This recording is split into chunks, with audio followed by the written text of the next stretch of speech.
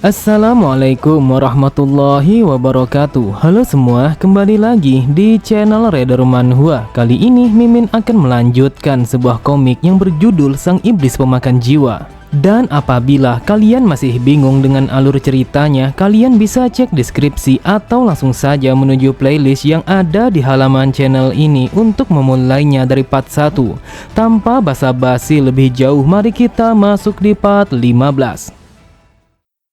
Cerita dimulai pada keesokan harinya. Terlihat Tae-san telah bersiap untuk pergi menuju rumah bordil yang dikenal sebagai Bunga Putih. Di saat itu ia berencana untuk berpura-pura termakan sebuah umpan yang ditaburkan oleh organisasi Golden Heavenly. Namun Tae-san hanya bisa menghela nafas panjangnya setelah melihat Kyung-won yang akan ikut bersamanya. Di saat itu Kyung-won dalam situasi yang sangat bersemangat untuk bertarung melawan siapa saja. Tae-san berkata, "Jika aku tahu kalau ini akan terjadi, seharusnya aku meminta mereka untuk tinggal di rumah saja." Sambil tertawa, Hwayun berkata, "Apakah kita harus mengurungnya di rumah saja? Karena mungkin saja kalau dia akan mengacau rencana Tuan Muda." Akan tetapi dengan penuh bersemangat Kyung-won mengatakan kalau dia akan menahan ledakan energinya. Melihat itu Hwayun berkata, "Dasar bodoh, apa yang akan kau lakukan dengan energi yang sebanyak itu? Jika kau terus saja seperti ini, maka sudah dipastikan kalau mereka akan menangkap kita bahkan sebelum dimulainya pertarungan. Jadi aku berencana untuk memberikanmu sebuah racun. Asal kau tahu, sebuah racun yang aku berikan sementara waktu akan meredakan ketegangan dan juga melumpuhkan semua otot di wajahmu. Meskipun ada beberapa efek samping kecil dari racun itu, tetapi hal itu sama sekali tidak akan mengganggumu." Kyung-won berkata, "Wahai sang tabib, katakan kepadaku apa yang akan terjadi ketika efek racunnya telah menghilang." Akan tetapi Kyung-won sangatlah terkejut ketika mendengar Tae-san yang berkata, "Jika kau masih banyak tanya, maka lebih baik kau tinggal saja karena aku sama sekali tidak menyukai sesuatu yang lambat seperti ini." Pada sisi yang lain, terlihat Hwayun telah menyiapkan sebuah jarum yang sangat besar. Sambil tertawa ia berkata, "Ini adalah sebuah jarum yang terbuat dari racun yang telah dipadatkan. Tetapi kau tidak usah terlalu khawatir karena jarum ini akan larut di tubuhmu." Setelah mengatakan itu, ia pun langsung menusukkan jarum besar itu ke wajah Kyung-won dengan cara membabi buta. Bahkan di saat itu ia sama sekali tidak peduli kalau Kyung-won telah berteriak kesakitan bagaikan orang yang gila. Pada sisi yang lain, Tae-san hanya bisa menundukkan kepalanya. Ia bergumam, "Dasar sialan, harus berapa lama mereka semua akan menjadi orang yang layak, yang sangat pantas untuk menjadi pengawalku?" Tidak membutuhkan waktu yang lama, racun itu langsung meredakan energi hebat yang dipancarkan oleh Kyung-won.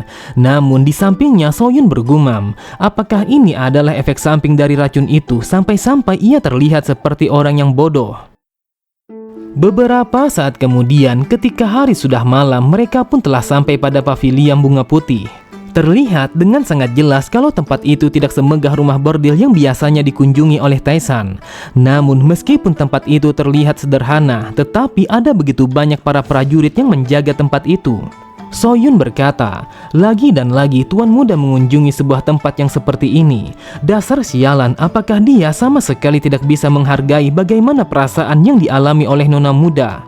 Namun Soyun langsung terdiam ketika mendengar Hwayun yang berkata, "Mungkin kau berpikir kalau ini terlihat sederhana, tetapi asal kau tahu kalau ini adalah rumah bordil yang dijalankan oleh aliansi Golden Heavenly." Soyun pun berkata, "Aliansi Golden Heavenly, aku tidak menduga kalau mereka akan membuka sesuatu yang seperti ini, sedangkan yang aku tahu kalau mereka hanyalah grup dagang." Hwayun kembali berkata, "Mereka sudah lama berdiam diri, tetapi tanpa diduga oleh siapapun, tiba-tiba saja mereka telah mengembangkan bisnis mereka. Bahkan yang membuatnya menjadi tidak masuk akal adalah karena mereka telah membuatnya pada wilayah yang berdekatan dengan keluarga Tembok Emas. Para warrior yang menjaga tempat ini terlihat seperti orang-orang yang biasa saja, tetapi sebenarnya mereka adalah para seniman bela diri yang sangat terampil, dan itu adalah sesuatu yang sangat jarang untuk kau lihat di dalam organisasi para pedagang." Mendengar itu, Soyun hanya terdiam. Ia tidak menduga kalau aliansi Golden Heavenly telah bergerak sampai sejauh ini, dan itu sangatlah mencurigakan. Hwayun kembali berkata, "Yang paling penting saat ini adalah ada sebuah rumor yang mengatakan kalau tempat ini ada hubungannya dengan aliansi Golden Heavenly, yang seolah-olah kalau mereka dengan sengaja untuk menarik perhatian seseorang." Saat ini kita akan bersikap bodoh dan juga berpura-pura yang sama sekali tidak mengetahui kalau mereka telah merencanakan sesuatu. Mendengar itu, Soyun berkata, "Wahai sang tabib, bukankah akan lebih baik kalau kita tidak perlu untuk masuk ke dalam sana? Bukankah Tuan Muda sudah mengetahui kalau ini hanyalah sebuah jebakan yang mereka siapkan untuk menangkapnya?"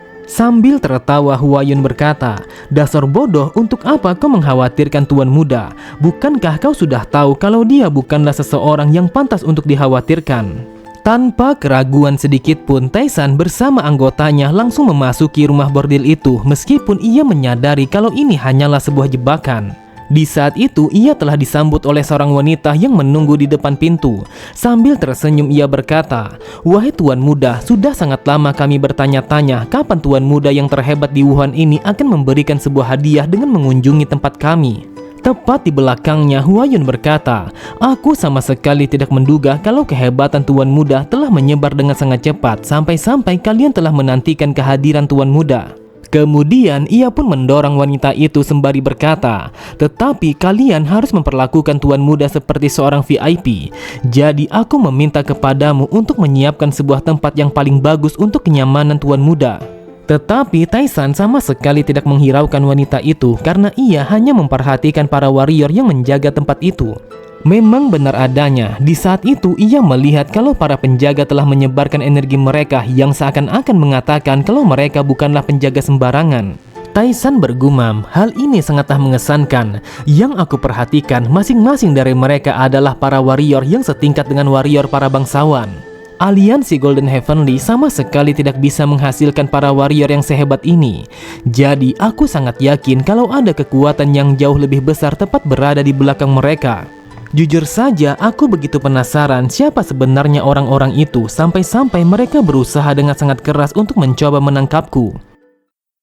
Beberapa saat kemudian, setelah menyiapkan sebuah ruangan, wanita itu berkata, "Wahai Tuan Muda, kami baru saja menyiapkan sebuah ruangan yang hanya dikhususkan untuk menyambut kedatangan Anda."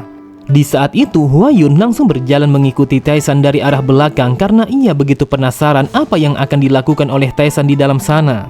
Akan tetapi, ia pun langsung terdiam ketika Soyun yang menangkapnya sembari mengatakan kalau mereka akan menunggu di tempat lain. Meskipun Huayun berusaha untuk menolaknya, namun tetap saja usahanya sia-sia karena Soyun jauh lebih kuat daripada dirinya.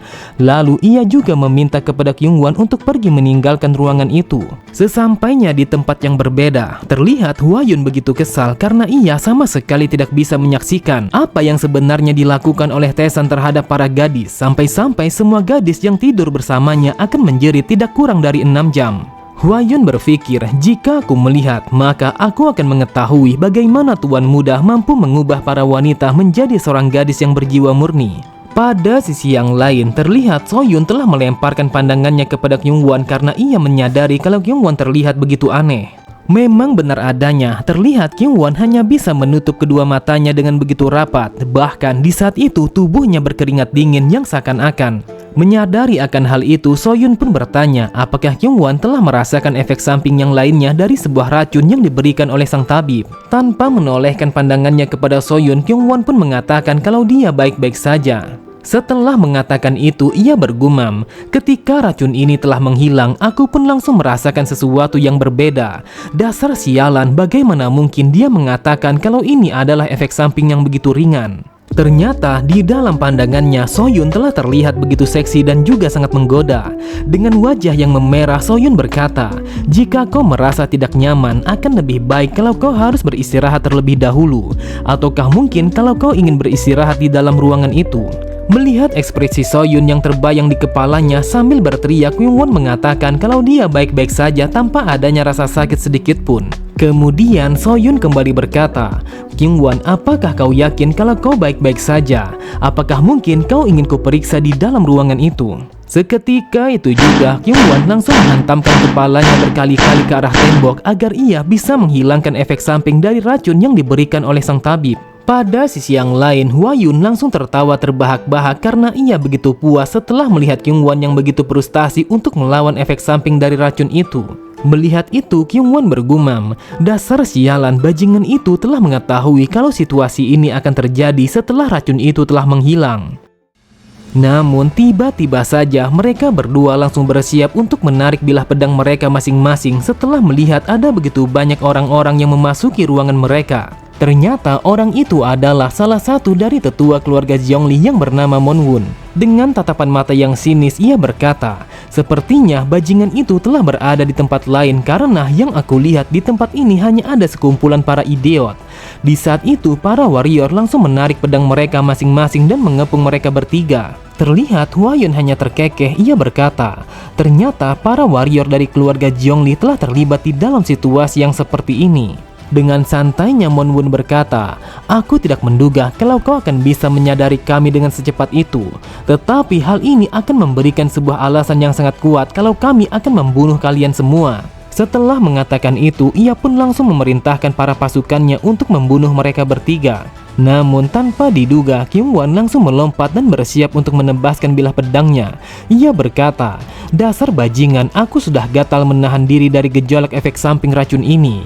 Jadi aku akan melepaskan segalanya untuk membunuh mereka semua." Benar saja, ia pun langsung menari bersama bilah pedangnya untuk membunuh dua orang yang berada pada bagian depan dari pasukan musuh yang mencoba untuk menyerangnya. Seketika itu juga, kedua warrior itu langsung tersungkur ke atas lantai dengan tubuh yang bersimbah dengan darah. Melihat pergerakan Kyungwon yang membabi buta, Soyun berkata, "Apa yang membuatmu menjadi seperti ini sampai-sampai kau sama sekali tidak memberikan kesempatan kepada mereka?" Namun Soyun langsung bersiap menarik bilah pedangnya setelah melihat dua orang yang lainnya langsung berlari ke arahnya dengan sangat cepat. Sambil mengayunkan bilah pedangnya, mereka berkata, "Dasar wanita jalang, jangan pernah memalingkan pandanganmu ke arah lain ketika kau sedang bertarung melawan kami." Terlihat dengan sangat jelas kalau Soyun sama sekali tidak takut untuk menghadapi kedua warrior itu, meskipun mereka adalah para warrior yang dikirim oleh keluarga Zhongli. Benar saja, belum sempat kedua warrior itu menebaskan bilah pedangnya, dengan sangat cepat Soyun langsung membunuh kedua orang itu dengan cara memotong leher mereka. Lalu Soyun berkata, "Karena mereka telah berani menyerang kita lebih dulu, jadi apakah tidak masalah kalau kita menyerang mereka juga?" Di tempat yang berbeda, terlihat Taesan hanya berdiri menghadap ke arah luar, meskipun tepat di belakangnya wanita itu telah mempersiapkan sebuah makanan kepada Taesan. Kemudian wanita itu berkata, "Wahai tuan muda, mengapa sejak dari tadi kau selalu saja berdiam diri di hadapan pintu itu? Apakah kau begitu malu untuk berdua bersamaku?" Taesan pun berkata, "Entah kenapa aku telah mendengar kalau di luar sana begitu berisik yang seakan-akan telah terjadi sebuah pertarungan." Mendengar perkataan Taesan, wanita itu berkata, "Apa yang kau katakan? Sejak dari tadi aku sama sekali tidak mendengar keributan apapun di tempat ini." Lalu ia pun bergumam, "Apa yang kau dengar adalah sebuah pembantaian yang terjadi kepada ketiga orang bodoh yang ikut bersamamu. Dan ini adalah hari di mana kami akan menangkap tuan muda yang naif sepertimu." Meskipun dia adalah seorang pria yang sangat tampan, namun entah kenapa kalau dia begitu mudah termakan sebuah umpan yang telah kami persiapkan untuk memancingnya ke tempat ini. Terlihat Taesan hanya tersenyum setelah mendengar isi hati yang dikatakan oleh wanita itu. Kemudian Taesan berkata, "Apakah kau ingin kalau aku akan mencungkil kedua matamu? Apakah kau berpikir kalau aku terlihat seperti seekor mangsa yang telah terperangkap oleh jebakan kalian? Aku yakin pastinya kau sudah mengira kalau aku telah datang ke tempat ini tanpa mengetahui segala sesuatu yang sudah kalian rencanakan sebelumnya." Lalu Taesan pun langsung menjulurkan salah satu dari tangannya untuk menangkap seorang warrior yang berada di balik pintu ruangannya. Terdengar warrior itu langsung menjerit kesakitan setelah Taesan yang mematahkan batang lehernya sehingga membuatnya langsung mati di tempat itu. Kemudian dengan tatapan mata yang mengintimidasi, Taesan berkata, "Dasar jalang, berani sekali kau melihatku dengan tatapan mata yang sehina itu." Sontak wanita itu langsung terdiam, matanya terbelalak, wajahnya menjadi pucat setelah melihat Taesan yang memancarkan hawa membunuh yang begitu kuat tepat di hadapannya. Oke semua, cukup sampai di sini dulu pembahasan alur cerita kita. Sampai jumpa di video selanjutnya. Wassalamualaikum warahmatullahi wabarakatuh.